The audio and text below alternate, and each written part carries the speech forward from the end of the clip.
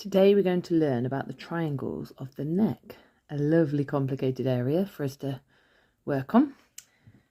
So we'll start by drawing the main parts of the structure. So I'm going to start with the mandible, and then we'll draw in the occipital bone, and then down here we have the manubrium and then the clavicle. The first muscles that we're going to put in is your left sternocleidomastoid, which attaches to manubrium and the clavicle, and then the trapezius muscle.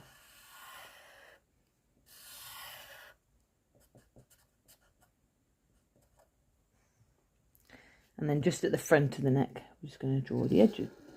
Here, this represents the hyoid bone. And then you can see a little bit of the sternocleidomastoid coming from the other side.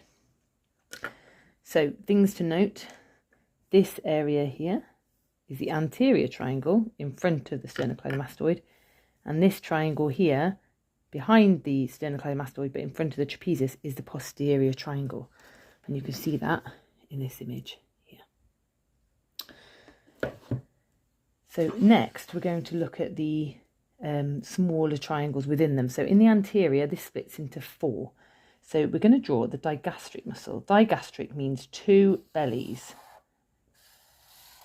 So there's two parts to it. This is your digastric muscle, and above this is a submandibular triangle because it's below the mandible. And this is a submental triangle because it's below the mentis, or the front of the chin.